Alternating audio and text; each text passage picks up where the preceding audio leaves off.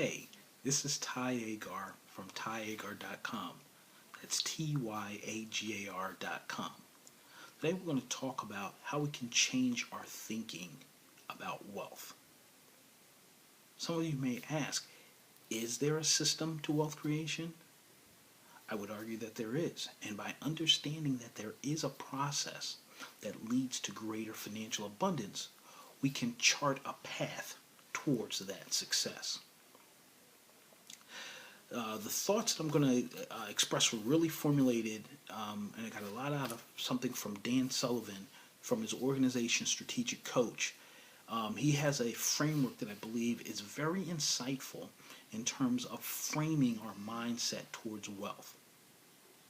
The process is to choose to think about abundance and to use this abundance thinking as a framework to identify changes in today's society around us. Abundance thinking is the opposite of scarcity thinking, which is rampant around us.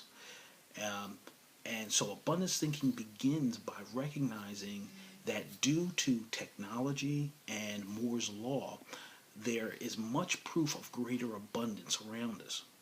Now, Moore's Law comes from the computer area, where it's the observation that the capacity of the transistor semiconductor has doubled every 18 to 24 months. And as a result, our computers have become cheaper, faster, and smaller. Now, this change allows us to have far greater uses for technology than we could have previously ever imagined. Now, the ingenuity that's around us, that's in technology, for example, is what's allowing us to develop far more wealth at a much faster rate than the past. Previously, again, we defined wealth as evidenced by the accumulation of resources. So, for example, land, labor, capital was what we tried to accumulate. And what that meant was wealthy nations were the nations that had more land and, by extension, more resources that could be put to use in that nation's economy. However, wealth has been shown to be better described as the equation W equals R times T, or wealth equals resources times the technology that's available.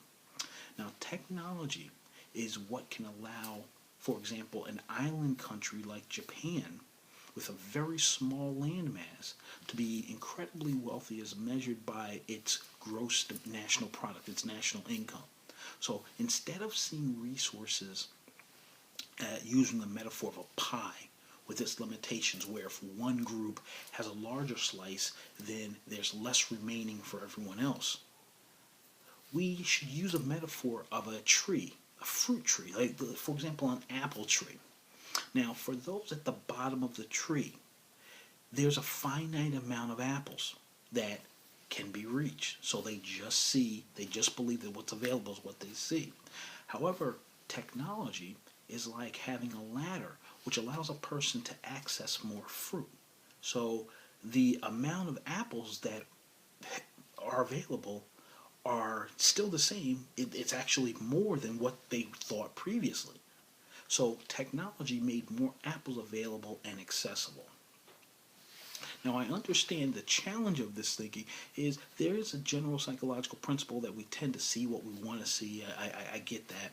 Yet I would challenge anyone to choose to look for evidence of abundance so that you can see and identify opportunities to create value for others.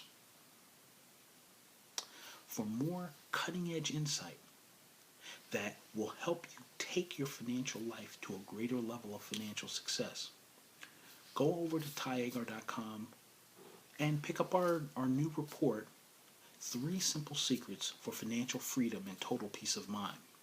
And I'll see you in the next video.